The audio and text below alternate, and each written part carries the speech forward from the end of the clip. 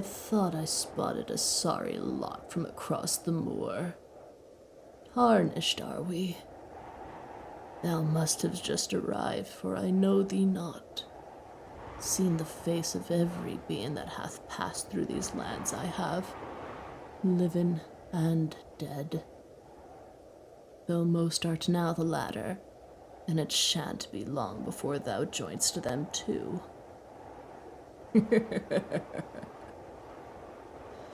Aye, but thou art a green one, a freshly dumped lamb on wolves' pastures, twice as lost and confused it seemeth, destined for destruction all the same. What luck thou must have to be twice scorned by the Divine Mother, first stripped of blessing, now cast off to the land of shadow on a futile mission. To curse thee once, shame on her. To curse thee twice, shame on thy pitiful fate indeed. Aid thee?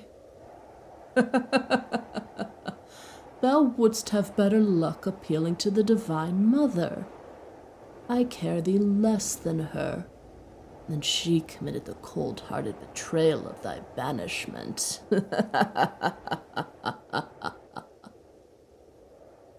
Thou wishest to gamble thy twice-proven rotten luck, eh? Well, 'tis not mine life to worsen. There, through the crumbling monument to the hidden cavern, there thou wilt find the last shrine erected in the Divine Mother's name, dutifully tended by, well, suppose thou wilt see soon enough. Go forth, go meet thy Maker and beseech her mercy and guidance. Perhaps that is not all thou shalt meet.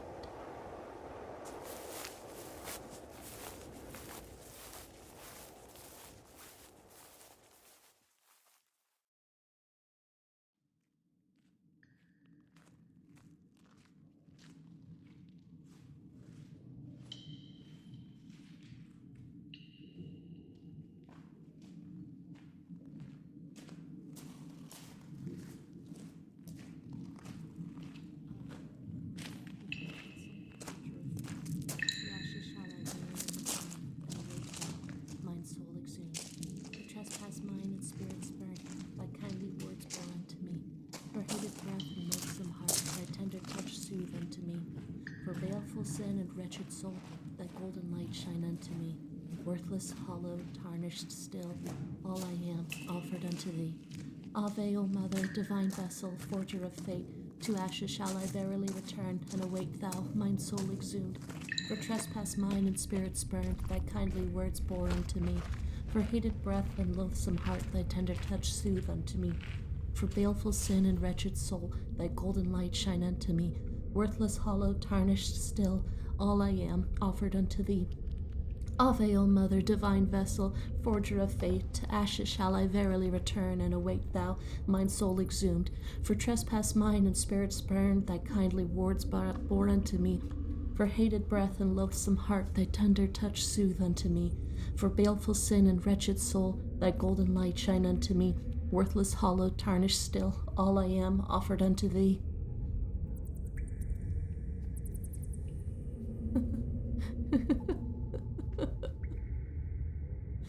Would that mine worthlessness endeavor to stain the fibers of mine being in exclusivity? For surely mine uselessness bears blame for the inefficiencies of this prayer. Surely had mine shortcomings been more easily ignored, had mine ineptitudes not been interwoven into mine very soul, and not bled onto the sanctity of this invocation, surely thou wouldst have heard mine prayers long ago. Is it not so? Were it not for mine afflictions, mine failings, mine defects, surely thou wouldst have answered mine endless pleas. Sayst thou so? Mother, wilt thou say 'tis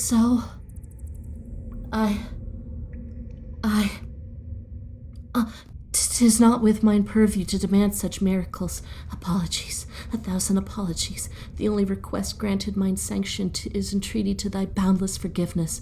To this I appeal once more. I spoke out of turn.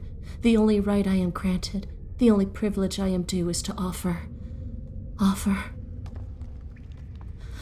O Mother, divine vessel, forger of fate.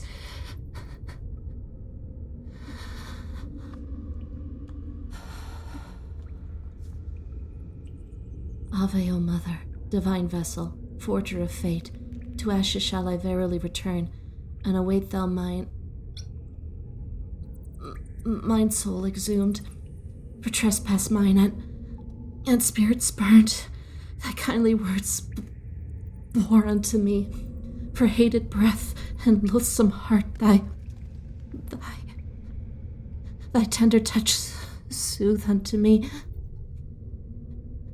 Baleful sin, wretched soul, worthless, hollow, tarnished still, worthless, hollow, tarnished still, worthless, hollow, tarnished still, worthless, hollow, tarnished still, still. All I am, offered unto thee. Ave, O Mother, divine vessel, forger of fate, to ashes.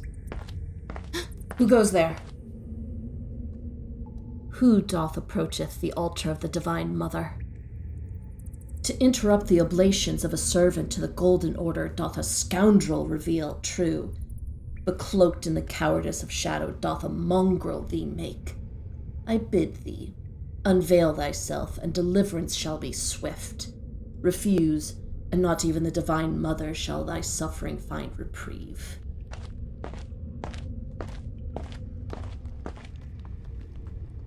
I see.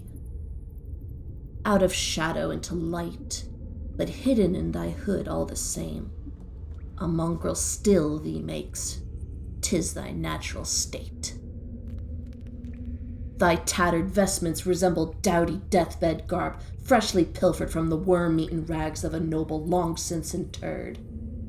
An ugly noble. What gall thou must surely possess to tread on such hallowed grounds, unworthy as thou art. Pray, tell thy business, and may thy same prayers reach the divine Mother in her bountiful benevolence to spare thee mine shrewd judgment.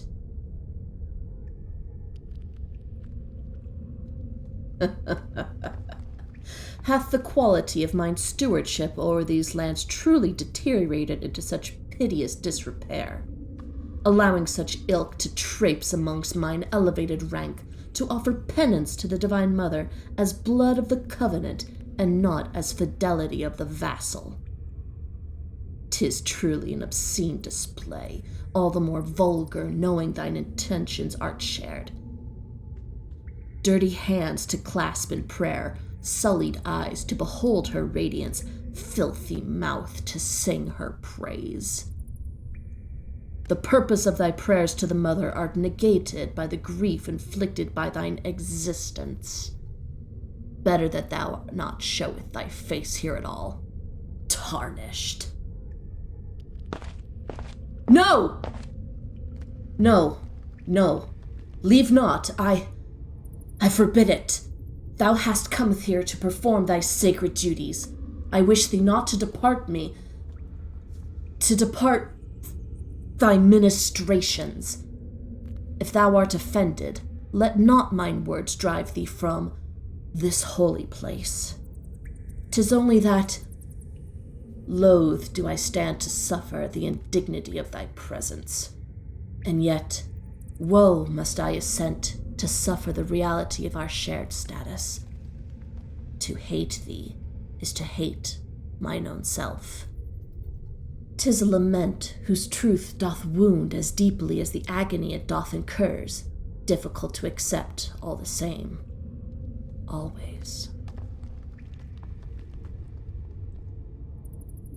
A mongrel thee makes, but a fool thee proves. Dost thou truly not know the sorrow of which I speak, thy shared sin that binds us? Dost thou truly bid me to Must I truly give such fathomless pain words? Thou art forsaken, mongrel, to roam these lands in perpetual voyage of salvation, bitterly lost. Perhaps 'twas never fated to be found. Yet in all manner, as thou art here, and I am here, we are together forsaken, together damned.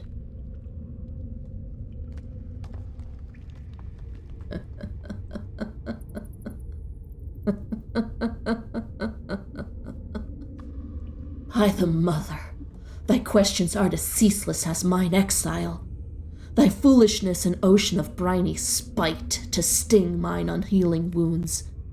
Were mine patience mine saving virtue, I would have redemption earned ages ago, eons ago. No, mongrel, here lies not the promised land, not paradise, bathed in the golden light of the Divine Mother's grace, but a gore-soaked purgatory of her endless crusade, a battlefield. And thou art her newest soldier.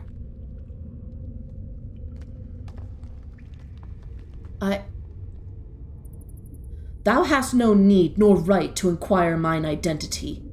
All thou needest know is that I am both the very best and very worst of our kind in equal regard. I am meant to lead, and thou art meant to follow. 'Tis all the information thou dost require. Wait!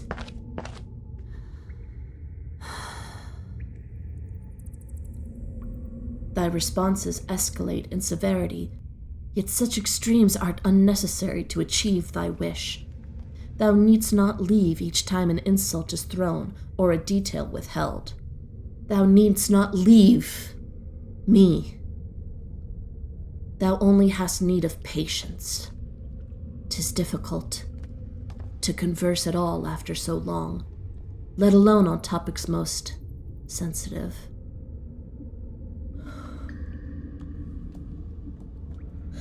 I am the first, the scourging flame, the original sin. I represent all that art foul and wretched and wrong with this world. But I am proof that those shorn of her grace may still a purpose serve. I lead the front against the powers that wish to upend the Mother's divine mandate. For as long as those such as thou doth exist, monsters such as I shall press on in this holy war. Many will fall. Most have fallen. Thou might soonest fall, if thy manner and bearing be omened to portend. And 'tis true that an era hath long since passed since banishment drove another soul to join me here. But though I may suffer casualties on the field, upon mine body, upon mine very heart, I shall remain here, waiting, until the day I am finally given leave, until I am granted redemption, or until the eddies of mine flames hath incinerated me, mine and all, to ash. As she wills it so. I am the first, and I will be the last. Thou art mistaken. 'Tis an honor to serve the Divine Mother, to be given purpose where our birthright merits naught but spurn. I hold this position with pride. What drivel dost thou speak? Thy words tread heresy. Thine accusations provoke affront, and I am duty-bound to defend mine character. What proof dost thou have of mine wavering faith? Of these so-called cruelties suffered at the hands of the Divine Mother? Stave the bleeding of thy weeping heart, mongrel. I have given no indication of distress nor bereavement over mine position, no indication that I see this as a burden to bear. I may regret that I exist far from her grace, but I shall never regret the privilege of mine indenture to her. I shall speak this once more, and once more only. 'Tis an honor to serve, and never have I faltered. How couldst thou? So, thou hast not only interrupted mine recitations, but didst dare to eavesdrop as I laid mine soul bare, speaking mine fervent devotions and prayers most personal unto the Divine Mother, confessions meant for her ears alone. What thou dost heard, 'twas not a desperate plea, but a moment of weakness, a moment thou hadst no right to intrude upon. I shall bear these aspersions no longer. I challenge thee, cast aside thy hood, that mine eyes may behold the face of one who doth slander me with such fervor. For surely no mongrel with such arrogance to defame my pious station shall be possessed of a face.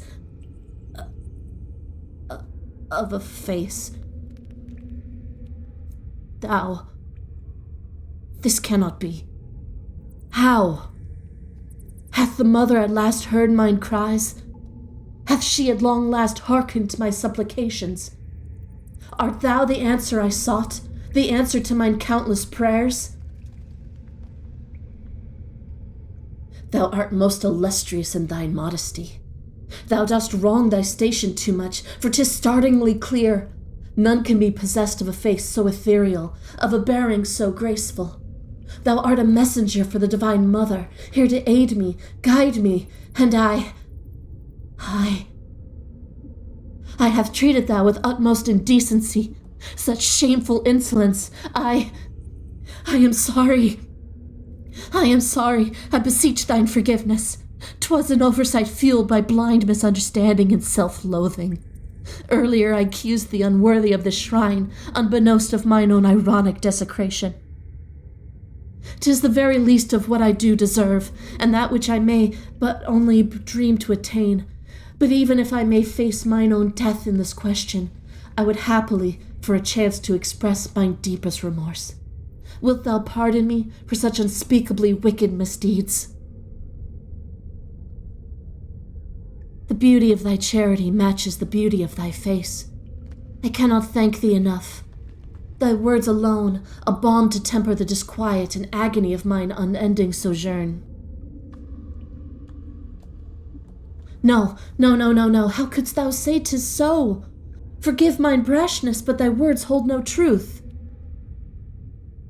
Why dost thou deny thy divinity? Why dost thou desire to shroud thyself in such common disguise? The ruse was ousted the moment I beheld thy face. I would know it, had mine eyes been shuttered to see no more. Would know it, had mine heart stilled for 1,000 years beneath the soil. For thy very presence bringeth mine weary soul life. Thou art mercy incarnate, majesty given form. Thou art mine savior. Thou seemst perplexed. Was I meant to learn this secret anon? Was the ruse meant to unravel at a later time? Surely 'tis so, for I see no reason to insist thou art not mine savior, that thou art not divine at all. I deeply apologize for the premature unveiling of thy disguise. Had I known thine intention to remain hidden, I would have played the role flawlessly. 'Twas only that I was overcome with relief, and this addled mine mind. I was lonely for so long, I forgot how to act. And when I was struck with clarity of thy divine grace, well, I forgot how to think. Merely say the word, and we may resume thy charade if it pleases thee. Thou art speechless, it seemeth. If I may I presume this to mean thou art unprotesting of mine devout veneration? And if I endeavor to further mine presumptuousness, I would dare draw in close, for thou art possessed of gravity, and helpless to thy pull am I, grateful grounding in thine essence, lest I drown in thy skies. To know thee well in all regard, land to shining coast, I watch above with quiet gaze resplendent stars unfurl, I orbit thee, an earthly yoke. Thou art mine perfect world. And if I sought the extension of mine audacity, I would dare kneel at thy feet. For I acquiesce to the cosmos, their designs for mine path and plan, to shape mine destined provenance with pure, graceful hands. It has long since been written, through thee I am complete. In fortune told and omen sent, mine weary soul elates. A future, now, I see in thee. Thou art mine blessed fate. And if I desired escalate mine effrontery, I would dare take thy hand in mine. For dreams do walk, but in dreams alone, and I must comfort in thy pulse. To know that I need dream no more, nor fear thy presence false. Need not worry, nor despair, nor painfully resign, nor dread a lonely emptiness, a burden, a tiring strife. For now our hearts aren't intertwined. Thou art mine precious life. And if at last I condemned mine crowning blasphemy, I would commit such gentle sin, to profane this shrine so tenderly, with final breath and kiss, to die, devoting sweet trespass with smiling, blissful lips. I await thy dawn that doth begin, dazzling, without flaw. Thou art mine one and only, mine perfect, golden God. But 'tis not to be. I will never perform such deeds, will not befoul thy divinity with the temerity of mine particular adoration. I am not so brave, and I am not so ignorant to hope mine cursed flame spur aught but contempt. I shall subject thee to mine personal blasphemies only from afar, in thoughts and in dreams. Thy disposition only worsens. Pray tell, indeed I pray to thee, do grant upon mine woeful ignorance enlightenment of thy demeanor. Wherefore goest thou? Have I yet again caused offense? Have I done too strongly these praises in thy name? These actions are most unintended and with scant ill meaning at all. I only wish to— Wait! Wait, please! Please, mine salvation, mine saint! Do I deeply entreat, do I deeply supplicate? Do not abandon me now! Do not abandon me again! Is that truly the reason behind thy attempts to withdraw? I know not why mine rightful reverence be cause of much unease, nor why thou doth assert thy mortality, which I know to be false. But I cannot go on a moment longer suffering in mine solitude. If thou wishest to maintain the facade of thy earthly status, to this I will no longer contest. I have obedience enough, devotion enough, faith enough to make thee a god. Perhaps thou wilt believe it so one day too. So long have I agonized at the shrine in hope of thee to come. I have prayed to the Divine Mother, and now I pray to thee. Stay, and leave me not. No, I beg of thee. I will serve, and I will worship, and I will suffer, if thou dost will it so. Just do not allow me to do so alone. Please, wilt thou grant thine ardent pilgrim relief mine lowly tenure? Wilt thou bless upon mine desolate existence respite with thy nearness? Sayest thou so? I dare not aspire for love, nor even recognition. Just thy nearness is enough. Thy nearness is all I shall ever require, all I crave, all I need. Please, mine sanctuary, mine solace, sayest thou so? Stay, stay, stay.